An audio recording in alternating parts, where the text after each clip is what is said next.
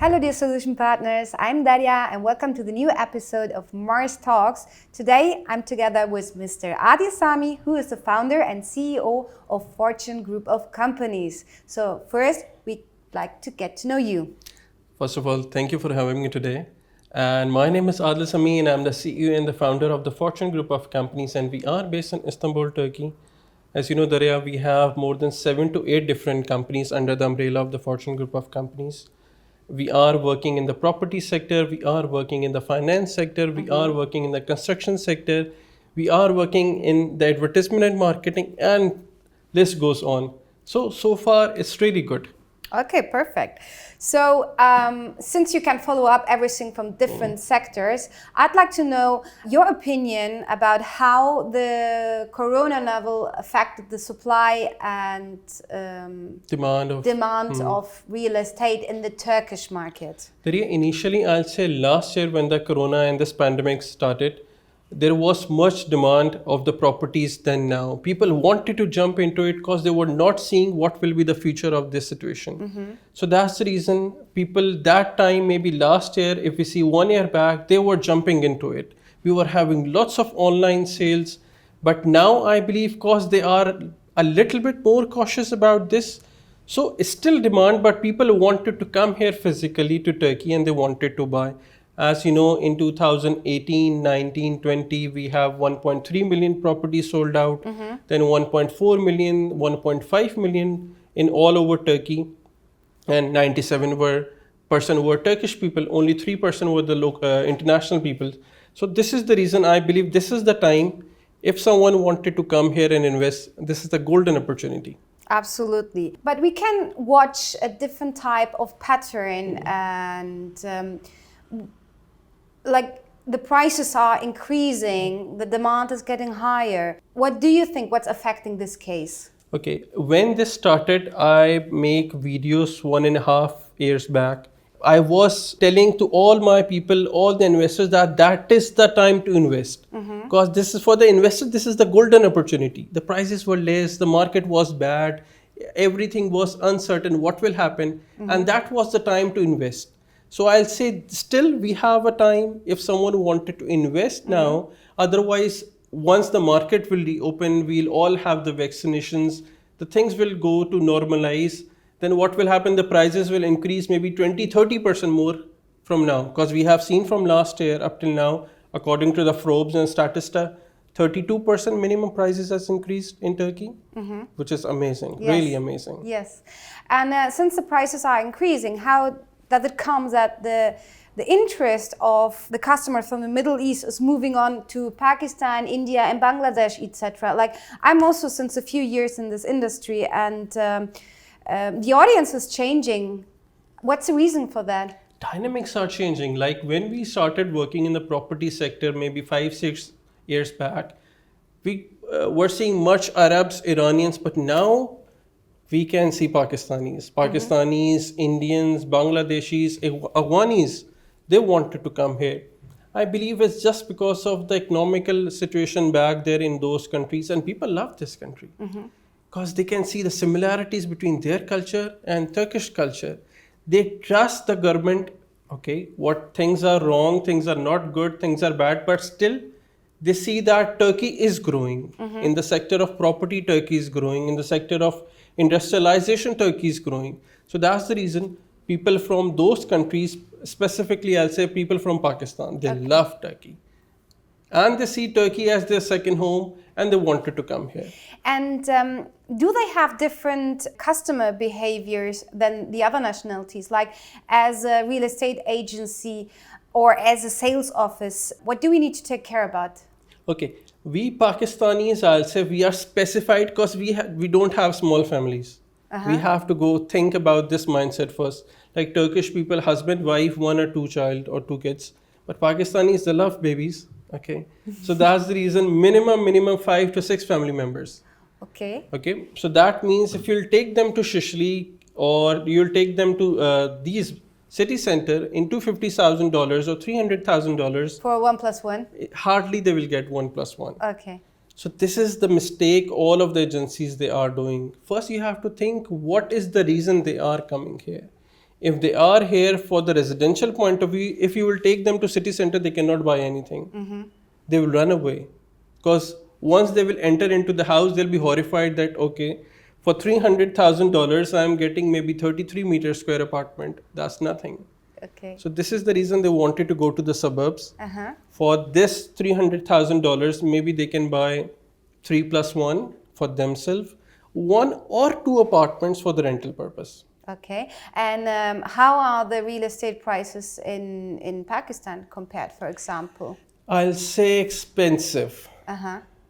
In Pakistan, in 3 major cities, Karachi, Lahore and Islamabad, prices are doubled from Istanbul. They are really expensive. Okay. But you will not find this type of social facilities, you will not find this kind of culture, you will not find this kind of quality.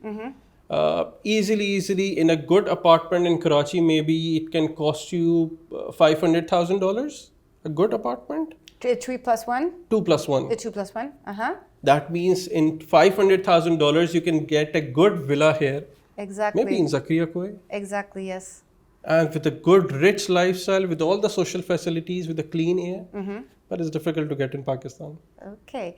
So then, of course, it's a clever investment to buy a property in Istanbul for a better life. What's also very interesting is that beside the Middle East and the Far East is investing, also people from the UK and US now having Istanbul in their target. How does this come? Okay, there are 2 categories according to my point of view. If we'll see Pakistanis, or I'll term them as Desis, okay, because we call them as Desis, those are based in UK, US, like Pakistani, Indians, Bangladeshis. If they are based in UK and US, for their family better future, they wanted to come to Turkey. Like in last couple of years, what UK government is doing with them, or what they are seeing for the family, that's not good. So this is the reason I believe, though pro-Islamic people, pro-Islamic families, they want to come here for the better future of their kids, for the better future of their daughters, so they can be raised in an Islamic environment and an Islamic culture. And if we try to look at all this from a different point of view, what are they bringing to Turkey? Okay, that's diversification, skill set. Because if we say people from Pakistan, people from India, people from Afghanistan and Bangladesh, these people are really good. They have really technical mindset. And I believe for Turkish market, they can be really helpful. Yes. But it is the time for the Turkish market, how they can utilize them. Like if you see in NASA, if you see in Google, if you see in all the biggest companies, you will find these people. And they are working in one of the best positions. Absolutely. So this is our time, this is our thing, how we utilize these mindset into the correct way, so we can have and extract the best results from them. I think that's also a reason why Istanbul is turning into a techno hub, where big global companies are going to have their headquarters in Istanbul. And again, in that case, investing into the right property has the factor that we are close to this headquarters, right? Which regions are these in Istanbul? Like you said, 110% right, that Silicon Valley, okay, it was in US, it is in India. But those small Silicon Valley's companies, they are shifting it to Turkey because of the uncertain situation in India. We have seen in last couple of months, because of the religious roys, because of the state roys, different issues. But I believe Turkey, the things are calm. We are progressing. We are progressing towards a better future.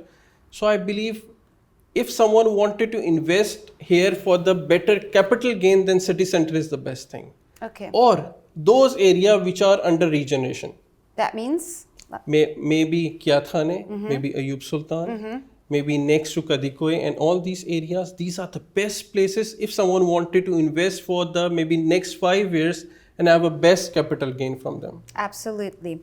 So then I would ask you last, what are your expectations from a sales office and the personnel? Yeah, first of all, you should understand the, like I started, the mindset, the mentality of our people from these regions.